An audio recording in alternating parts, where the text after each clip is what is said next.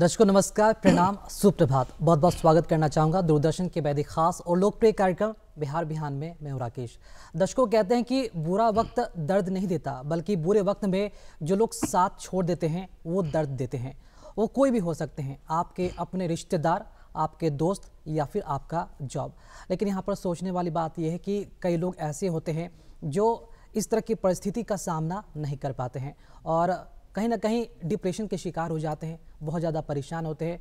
और वस्तुतः होती क्या है उनके साथ, उनका जो स्वास्थ्य है उस पर बहुत ही बड़ा इस पर असर पड़ता है। लेकिन हम इन सब चीज़ों को देखते हुए हमें ये सोचना चाहिए कि ये बुरा वक्त तो हर किसी के जीवन में आता है, इसलिए हमेशा हमें संघर्ष करने के लिए तैयार रहना चाहिए।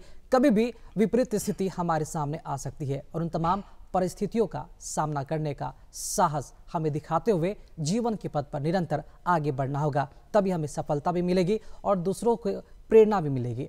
चलिए इन्हीं उम्मीद और कामनाओं के साथ हम इस कार्यक्रम को आगे बढ़ाते हैं और बात करेंगे सुंदर सुविचारों की, जो बिहार बिहान रोजाना अपने कार्यक्रम के माध्यम से महात्माओं के सुविचार से आपको अवगत कराता है। तो आइए देखते हैं आज का विचार।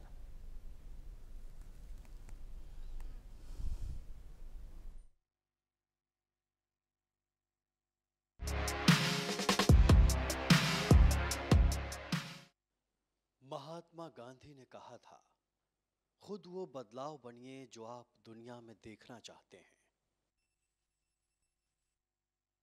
आज हमारे बीच मौजूद हैं विनोद कुमार त्रिपाठी जी, जो आध्यात्मिक वक्ता है। बहुत बहुत स्वागत और प्रणाम सर कार्यक्रम में आपका। जी नमस्कार, ओम नमः शिवाय।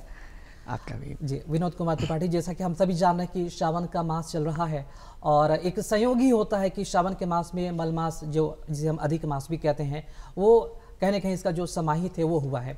तो हम जरूर जानना चाहेंगे श्रावण मास में जो यहाँ पर जो प्रवेश हुआ है मलमास का, उसके बारे में जरूर पहले जानना चाहेंगे। इसका जो पौराणिक महत्व है, सबसे पहले इसके बारे में बताएं। पौराणिक के महत्व क्या, पौराणिक इतिहास इसका क्या है और वर्तमान समय में इसका जो महत्व है कितना ज़्यादा बढ़ा है, जरूर इसके बारे में बताएं।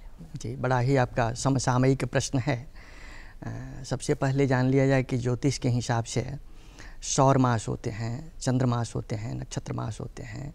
तो जब दो चंद्रमास में दो अमावस्या के बीच संक्रांति नहीं होती है तो उसमें अधिक मास होता है, जिसे पुरुषोत्तम मास भी कहते हैं।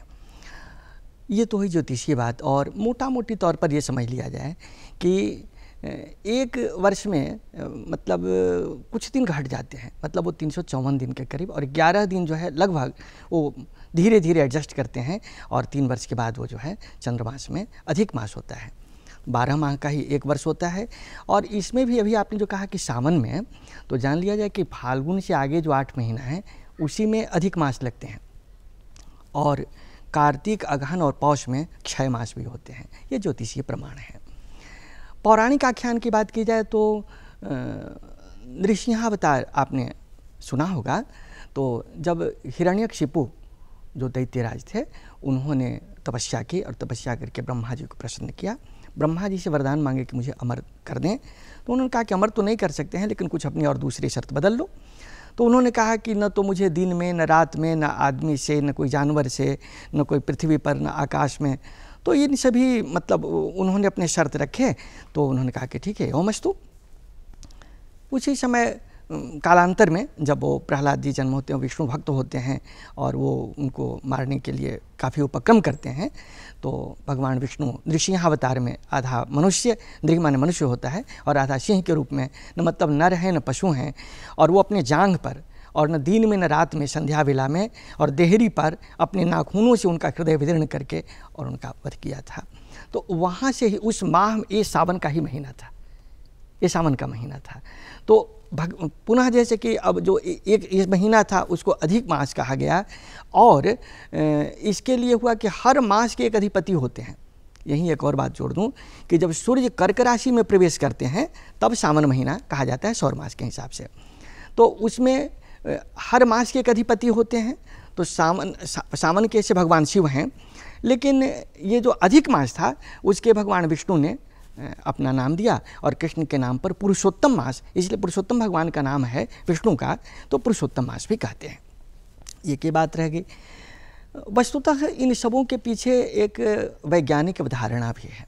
वैज्ञानिक अवधारणा ये रही, शिवलिंग की आकृति देखेंगे तो एक अजस्त्र ऊर्जा का स्रोत है और हमारे यहाँ जितने न्यूक्लियर पावर प्लांट हैं वो सभी समुद्र में ही ट्रॉम्बे वगैरह में जो लगा हुआ है, ठीक उसी तरह से। और वो काफ़ी चूँकि न्यूक्लियर प्लांट है तो इसलिए उसको जलधारा जल में ही रखे जाते हैं।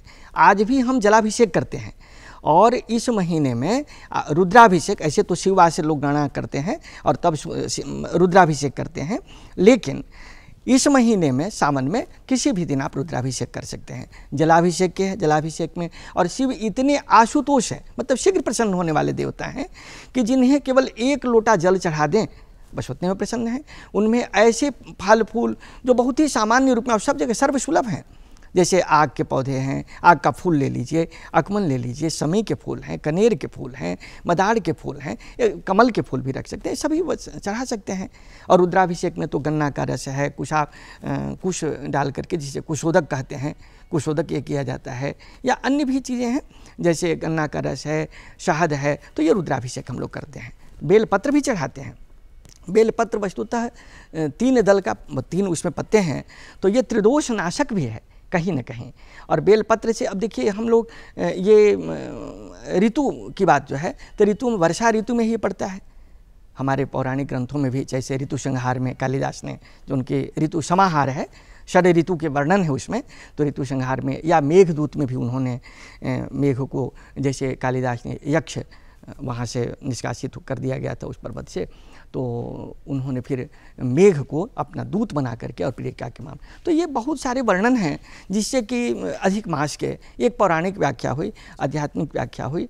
लेकिन अभी इस अधिक मास में लोग कहते हैं कि खास करके कोई मांगलिक कार्य नहीं करना चाहिए, लेकिन वहीं ये कहा गया है कि इस मास में चूँकि भगवान शिव और विष्णु दोनों ही हैं, मतलब अधिक मास के जो देवता हैं वो पुरुषोत्तम है, भगवान श्री कृष्ण हैं, विष्णु हैं, तो विष्णु सहस्त्र नाम का जप करना या दीप दान करना, खास करके तुलसी के समीप किसी जलाशय में, अपने तुलसी जी के चबूतरा के पास, या कहीं भी अपने कुछ नहीं हो तो अपने पूजा घर में ही जैसे कि, लेकिन दीप दान का बड़ा महत्व है इसमें। जलाभिषेक का महत्व के बारे में हम जानेंगे और साथ ही साथ ये भी जानेंगे कि चूँकि मलमास का महीना भी चल रहा है, तो क्या मलमास के महीने में अगर भगवान शिव पर जलाभिषेक करते हैं तो क्या उसके क्या महत्व हैं, और राजगीर में जो चल रहा है उसके बारे में ज़रूर बताएं कि मलमास मेले का क्या इतिहास या महत्व है, उसके बारे में बताएं। जी, देखा जाए अभी जो चर्चा अधिक मास, पुरुषोत्तम मास या जिसे मलमास कह रहे हैं उसकी हो रही है, तो और कहीं नहीं, अधिक मास में सिर्फ राजगीर में ही, जो हमारे यहाँ ये सौभाग्य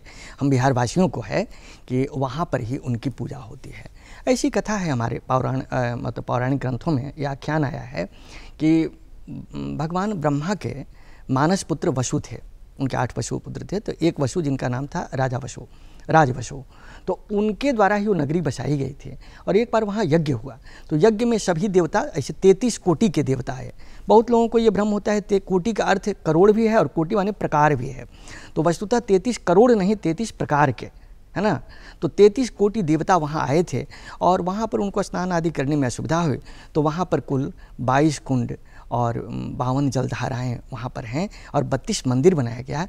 और एक तो ब्रह्म कुंड वहाँ का जो है, जहाँ के जल का तापमान 45 डिग्री रहता है और वो काफ़ी गर्म कुंड हैं। और उन एक वैभवगिरी पर्वत पर वहाँ पर एक तालाब है, उससे कभी खनिज लवण भी उसमें पाए जाते हैं, जैसे खास करके गंधक की मात्रा होती है जो त्वचा संबंधी बीमारी के लिए, रोग के लिए अचूक दवा है, सल्फर। और वहाँ पर लोग स्नान करते हैं ब्रह्म कुंड में, और वो वहाँ पर बाद में जाते हैं, जैसे कई देवी देवताओं के नाम पर हैं। और एक बड़ा ही आश्चर्य है कि राम लक्ष्मण कुंड भी है, जिसमें एक से गर्म जल की धारा निकलती है तो दूसरे से शीतल जल की है। वहाँ गुरु नानक जी भी गए थे, तो उनसे लोगों ने कहा कि सभी तो गर्म जल के हैं, तो एक वहाँ पर जो कुंड है वो बिल्कुल शीतल जल का है। तो कई कुंड हैं और सबों का स्नान कर। वहाँ लक्ष्मी नारायण मंदिर है। हमारे इतिहास में है कि राजा बृहद्रथ थे, तो वो अपने पुत्र प्राप्ति के लिए एक शिवलिंग की स्थापना की थी, जो सिद्धेश्वर महादेव भी वहाँ पर हैं। और राजगीर तो ऐसे समझिए कि कई धर्मों का वो एक उद्गम स्थल है। जैसे महावीर स्वामी साहब वहाँ प्रवचन दिए थे, वहाँ पर अभी भी उनका एक ये है। महात्मा बुद्ध का जैसे कि है वेणुवन में, वहाँ पर बिंबिसार ने जैसे कि उसको बचाया। और वो 5 पहाड़ियों से घिरा क्षेत्र है, बड़ा रमणीक और पर्यटन के हिसाब से कहिए, और या मतलब प्राकृतिक सौंदर्य के रूप में वहाँ काफ़ी, जैसे कि हमारे माननीय मुख्यमंत्री जी का बड़ा ड्रीम प्रोजेक्ट है और बहुत सुंदर वहाँ पर वो किए हैं, तो वो दर्शनीय स्थल है। तो ऐसे भी समझा जाए कि राजगीर में आध्यात्मिक भी वहाँ पर शांति है, मतलब रमणीक माहौल है, प्राकृतिक दृश्य हैं, वहाँ जा कर के अभी आप तो कुछ देर पूर्व चर्चा कर रहे थे, अवसादग्रस्त आज लोग हो जा रहे हैं।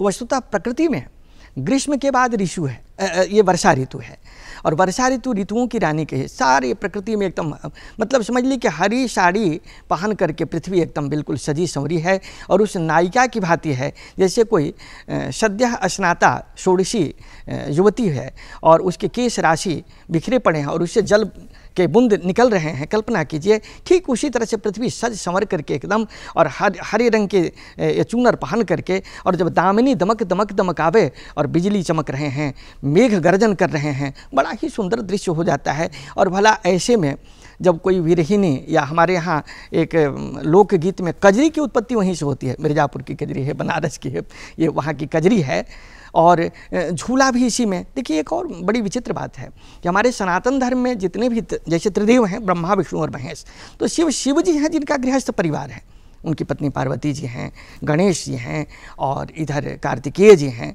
और ये देखिए चतुर्मास की व्यवस्था, जब हरिशयनी एकादशी उस दिन भगवान विष्णु सो जाते हैं, शयन करते हैं, ये मान्यता है। और देवोत्थान एकादशी मतलब कार्तिक शुक्ल पक्ष एकादशी के दिन वो जागते हैं, तो उसे हम देवोत्थान एकादशी कहते हैं। और ये जो 4 महीना का समय है, ये पूरे सृष्टि के संचालन की जिम्मेवारी भगवान शंकर जी को दे दी जाती है। तो ये 4 महीना में देख लीजिए, पहले माह जो सावन है उसके भगवान शिव हैं, देवाधिदेव हैं। खास करके बताया ना कि जो रुद्राभिषेक वगैरह करते हैं, इसमें काफ़ी महात्मा है, जिनको संतान के लिए चाहिए, विद्या के लिए चाहिए, आरोग्य सुख के लिए चाहिए, और बहुत आशुतोष हैं, तो उन पर देते हैं चतुर्मास की व्यवस्था में। दूसरा महीना भाद्रपद जो है वो गणेश जी का है, उसी में गणेश चतुर्थी की पूजा होती है।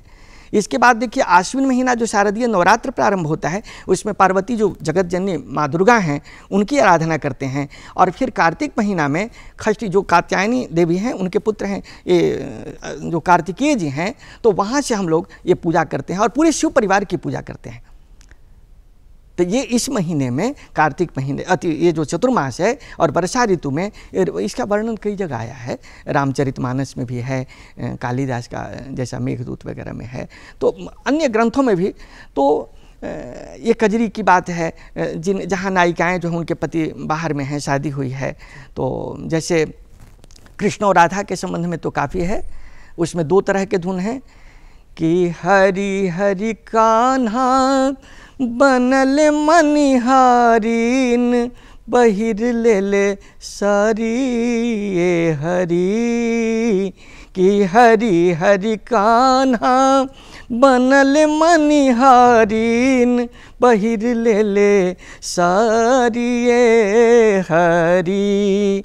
इसी तरह से बहुत सारे, जैसे खास करके हमारे यहाँ की भी कजरी है, लेकिन कजरी में और हमारे शास्त्रीय संगीत में ये राग मेघ मल्हार है, खास करके उसमें मालकोश वगैरह में काफ़ी थाट में और वो चाहे जाते हैं, जिसमें कि अगर शास्त्रीय की बात करें तो कोमल नी और उसमें ये आपके जो शुद्ध नी है, दोनों का प्रयोग होता है। तो बहुत सारे संगीत का भी पक्ष है। और जहाँ प्रकृति के बीच आप रहेंगे, पहले एक और कजरी का मुखौटा है कि जब पहली वर्षा की पहली फुहार जब आती है तो धूल होते हैं ग्रीष्म ऋतु में, और वहाँ जब पहली फुहार पड़ती है और उसकी मिट्टी की जो सौंध गंध है, तो कहते हैं कि सखी है पावस ऋतु मन भावन, पावस पाहुन अइले ना, कि सखी है पावस ऋतु मन भावन, पावस पाहुन अइले ना। ये पाहुन के तौर पर उनके क्या स्वागत किया जाता है। और जितनी झूला झूलने की बात थी, बगीचे हैं, तालाब हैं, वहाँ जा कर के, और जो तुरंत जिनकी शादी हुई है वो एक मतलब अपने पति से मिलने की आस भी है। और वहीं पर अब देखिए ना, आजकल क्या है, जब उमड़ घुमड़ कर बादल आते हैं तो हम सिर्फ इसलिए जाते हैं कि बालकोनी में कोई कपड़ा हो तो उसको उतार लें, खिड़की बंद कर दें। अब वो उल्लास नहीं रहा। हमारे जीवन पद्धति में कहा गया कि सवेरे ब्रह्म मुहूर्त में जगना चाहिए। उससे हमारे शरीर का जो हार्मोनल जो स्टेटस है वो बताता है कि आपको उस समय आप जैसे टहलें, प्रातः भ्रमण करें, शुद्ध हवा का वायु सेवन करें तो आप स्वस्थ रहेंगे। हमारे ऋषि महर्षि आयुर्वेद से अगर इसको देखा जाए तो निरोग रहने के लिए सावन में कहा गया कि सावन सागन भादो दही, अब आश्विन दूध न कार्तिक मही। मतलब सावन में शाकीय पौधे नहीं लेना चाहिए, क्योंकि उसके पत्तियों पर लार्वा प्यूपा जितने इंसेक्ट उनके रहते हैं, और जब उनको हम लेंगे तो कृमि संबंधी बीमारी हो जाएगी। बहुत तरह के एस्क्रेसिस है, आपका टिनिया सेलियम का टिनिया सेटम जैसे टिनियसिस वगैरह, बहुत सारी बीमारियां उस तरह की हो जाती हैं। इसलिए शाक संबंधी भोजन को, अभी जो है वात, जो मतलब कफ पित्त और वायु त्रिदोष जो होते हैं आयुर्वेद में, तो अभी जो ये समय है खास करके वर्षा ऋतु, इसमें वात जो है वो वात की प्रकृति बढ़ जाती है। तो हमें ऐसा आहार नहीं लेना चाहिए जिसमें कि वात की प्रकृति बढ़ जाए, ठीक है। तो अभी हमें नींबू का सेवन करना, साइट्रिक एसिड का उसका सेवन करना चाहिए। और अभी जैसे दही की प्रचुरता बढ़ जाती है, तो जो ताज़ा दही वो भले लें, लेकिन बासी या एक दिन पुराना हो तो दही नहीं सेवन करना चाहिए, वो भी कहीं ना कहीं वातज हो जाता है। और जैसे कोहड़ा है या जितने खास करके बहुत जो लेगुमिनेसी फैमिली के दलहनी भी है तो उस पर भी प्रोटीन है, लेकिन अब जैसे कोहड़ा कोई सेवन करे, ये राजमा है, तो ये सब थोड़ा सा कम मात्रा में सेवन करना चाहिए। प्रकृति ने वो संसाधन, वो व्यवस्था कर रखी है, व्यवस्था कर रखी मौसम के हिसाब से जी सेवन करना चाहिए, जी, तभी आप निरोग रह सकते हैं। यही नहीं, देखिए अभी ये जो महीना चल रहा है इसमें वृक्षारोपण का है, तो पर्यावरण को हम लोग तो देखिए ऐसे ऋषि महर्षि हमारे इतने दूरदृष्टा थे कि सभी ग्रह की शांति के लिए पौधा के रोपने की बात कहे, हर जगह पीपल। भगवान श्री कृष्ण ने गीता में कहा कि वृक्षाणाम अश्वत्थो अस्मि, पेड़ों में मैं पीपल हूँ, ऋतु नाम कुसुमाकरः, ऋतुओं में मैं वसंत ऋतु हूँ। तो इस क्यों पीपल जो है 24 आवर्स ऑक्सीजन लिबरेटिंग प्लांट है, इसलिए हम उसको लगाना चाहिए। बल्कि मैं तो अपील करना चाहूँगा आपके इस कार्यक्रम के माध्यम से कि अभी जो वृक्षारोपण का कार्यक्रम चल रहा है, माननीय मुख्यमंत्री जी इसके काफ़ी इसके लिए सचेत हैं और लोगों को जागरूक भी कर रहे हैं, तो हमें नीम का पौधा लगाना चाहिए। अर्जुन जिसको कहुआ कहते हैं, हृदय रोग की रामबाण दवा है, अर्जुन लगाएं आप। ये गूलर का पौधा लगाएं, समी का पौधा लगाएं, करंज का पौधा लगाएं, आप इस तरह के भी पौधा लगाएं औषधीय महत्व के। अपने घर में आप लेमन ग्रास का पौधा लगा सकते हैं, मतलब इस तरह औषधीय महत्व के पौधों को भी लगाएं। और मैं बता दूं, शमी का फूल जो है अभी अधिक मास में भगवान शिव पर जो चढ़ाया जाए तो 1000 कमल के फूल चढ़ाने के बराबर ये पुण्य मिलता है। इसलिए शमी का फूल या शमी का पत्र चढ़ाना बड़ा ही उपयुक्त माना जाता है। तो ये हमें चाहिए। बातें आपने कही, और इसका कहने कहीं जो वैज्ञानिक दृष्टि से अगर महत्वपूर्ण है वो और भी ज़्यादा बढ़ जाता है। अध्यात्म की हम थोड़ा चर्चा करेंगे यहाँ पर, चूँकि आप आध्यात्मिक वक्ता भी, बहुत ही अच्छी जानकारी अभी आप दे भी रहे हैं हमारे दर्शकों को। तो हम सबसे पहले भी ये जानना चाहेंगे कि अध्यात्म है क्या वर्तमान परिवेश में, अगर इसकी अगर हम बात करते हैं तो इसकी परिभाषा क्या बताना चाहेंगे आप, और वर्तमान समय में किस तरह हम अध्यात्म से जुड़कर मनुष्य की जो जीवन शैली है वो बैलेंस हो सकती है, उसके बारे में ज़रूर बताएं। देखिए सच कहा जाए तो इन सबों के मूल में है क्या कि जैसा खाओ अन्न वैसा होगा मन। तो सबसे पहले तो हमें शुद्ध आहार विहार पर ध्यान देना चाहिए। मैंने बताया कि क्या पथ्य ग्राह्य हैं और कौन से आहार त्याज्य हैं, इनका ध्यान हो, कब हम कैसे लें। अभी के समय में बरसात के दिनों में, ऐसे तो हर समय अगर इसका फॉलो किया जाए तो ज़्यादा बेहतर है। सूर्यास्त के बाद भोजन नहीं ग्रहण करना चाहिए, तो सूर्यास्त के पहले कर लें, सोने के कम से कम 2 घंटा पहले कर लें। एक दूसरी चीज़ है क्या कि हमारे यहाँ जो एक सामाजिक व्यवस्था या पारिवारिक व्यवस्था जो है, अब धीरे धीरे हम उसमें थोड़ी दूरी बढ़ती जा रही है। परिवार में अब न्यूक्लियर फैमिली हो रहा है, तो एकल परिवार में अब बच्चों को जो अपने दादी के साथ, जो अपने चाची के साथ, मौसी के साथ, बुआ के साथ, तो एक जो प्रेम मिलता था, बढ़ता था, और लोगों में एक समरसता होती थी, हम एक दूसरे के प्रति भावनाओं का ख्याल रखते थे। तो योग में तो हमारे देवाधिदेव महादेव हैं, योगीराज भी हैं। और योग क्या है, मन को सबसे पहले स्थिर रखना। कहा गया है कि चंद्रमा मनसो जाता, भगवान शिव प्रतीक हैं, सिंबॉलिक हैं कि उनके सिर पर चंद्रमा है। गंगा जी भी हैं जो कि शीतलता प्रदान करते हैं। देखिए और बड़ी विचित्र बात है, इसको ये लाक्षणिक है, समझने की ज़रूरत है कि एक परिवार जहाँ नंदी जी हैं, बसहा बैल भगवान शिव का वाहन, गणेश जी के मूषक, और दूसरी तरफ मोर इनके जो कार्तिकेय जी हैं, और माँ भगवती के शेर। तो शेर जो है दोनों एक दूसरे के विपरीत हैं, इसके बावजूद सब कुछ है। तो हमें जीवन में जैसा आपने कहा परेशानियां आती हैं, ठीक है, लेकिन हमें उनसे घबराना नहीं चाहिए, सामंजस्य स्थापित करना चाहिए। तो योग के मतलब चित्त वृत्ति, चित्त जो है उसको शांत करना सबसे पहले हम। और शांत कब होगा, जब भोजन हमारा सतोगुणी होगा। चूँकि 3 गुण हैं, सतोगुण, रजोगुण, तमोगुण, तो तमोगुणी या रजोगुणी आहार लेकर के हम सात्विक ये बुद्धि नहीं आ सकती है।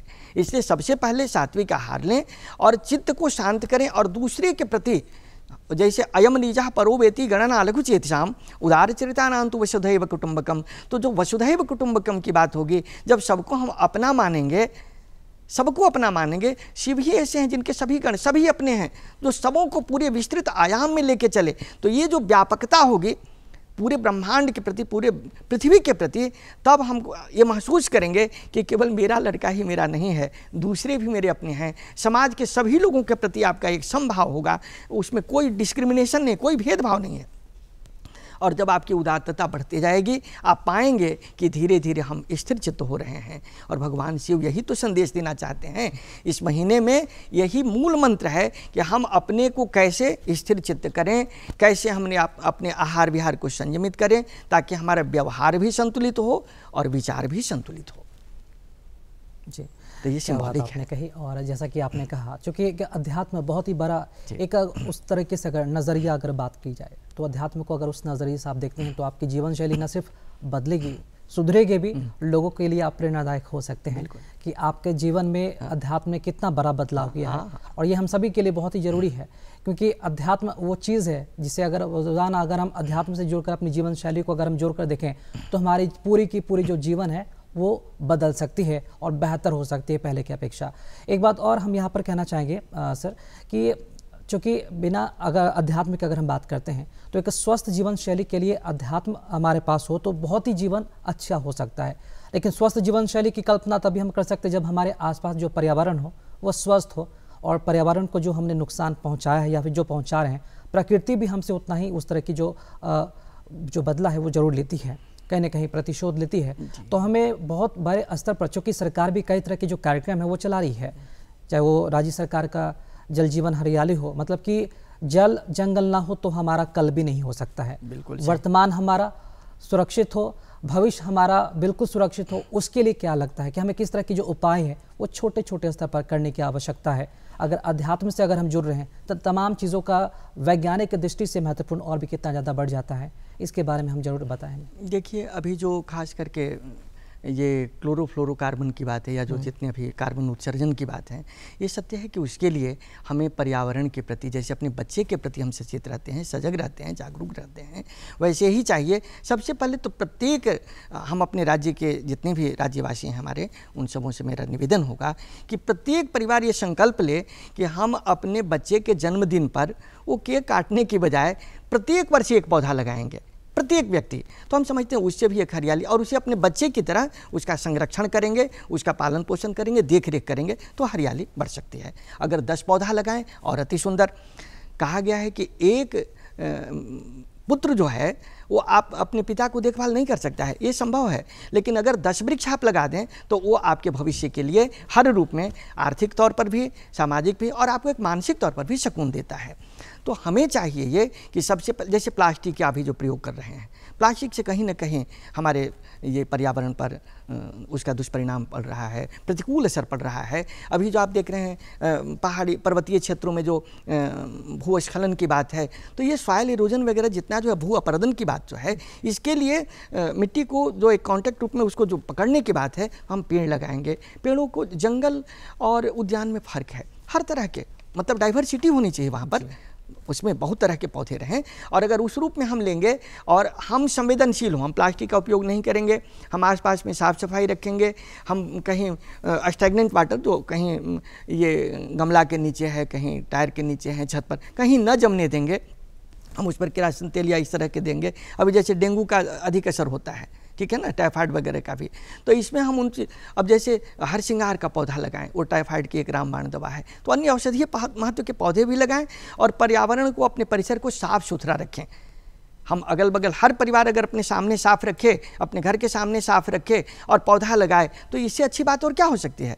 हम सब लोग आगे बढ़ सकते हैं, और जब सब लोग इसके लिए हम परिणाम करेंगे, तभी समष्टिगत प्रयास से ही हम आगे बढ़ सकते हैं। और यही हमारे राज्य सरकार की या हमारे जो सरकार है उनकी भी सोच है, और हमें उस दिशा में प्रत्येक नागरिक का कर्तव्य होता है कि उसको हम आगे बढ़ाएं और बढ़ चढ़ करके इसका समर्थन करें और दूसरों को भी प्रोत्साहित करें। जी, और इसके लिए जरूरी कि आप अपने यहाँ से ही शुरुआत करें, छोटे बिल्कुल। छोटे प्रयास कीजिए, जी। तब आगे जाकर आप कुछ बड़ा भी कर सकते हैं और आपको देखकर दूसरे लोगों को भी प्रेरणा जरूर मिलेगी। जी। एक अहम बात यह भी है कि स्वस्थ जीवन शैली की भी अगर हम बात कर रहे हैं, जी। अगर आयुर्वेद की जब हम चर्चा करते हैं तो अगर आयुर्वेद को अपने जीवन में अगर हम स्थान देते हैं तो हमारी जीवन शैली कहीं ना कहीं और भी बहुत ही बड़ा होती है, निखरती भी है और बेहतर भी बनती है। मतलब कि आज के परिवेश में अगर हम बात करते हैं तो हर छोटी सी छोटी बीमारियों पर लोग अंग्रेजी दवा खाना पसंद कर लेते हैं, चाहे वो बच्चे हो, बड़े हो या फिर बुजुर्ग हो। उसके साइड इफेक्ट्स भी कई सारे देखे जाते हैं, कहीं ना कहीं लोग इससे अनजान होते हैं, शायद ये वजह कि मेडिकल जाते हैं और वो दवा ले लेते हैं। तो हम जरूर जानना चाहेंगे कि अपने जीवन शैली में आयुर्वेद को किस तरह स्थान दें ताकि हमारी जो जीवन शैली है वो मतलब कि स्वस्थ रहे। देखिए, आयुर्वेद वस्तुतः हमारी प्राचीन पद्धति है। आयुर्वेद हमारे आयु का विज्ञान है। इसमें जैसा मैंने पूर्व में भी बताया कि 3 चीज़ है, कफ, पित्त और वायु। तो ये त्रिदोष हैं और इसमें जब कभी असंतुलन होता है हम रोगग्रस्त हो जाते हैं।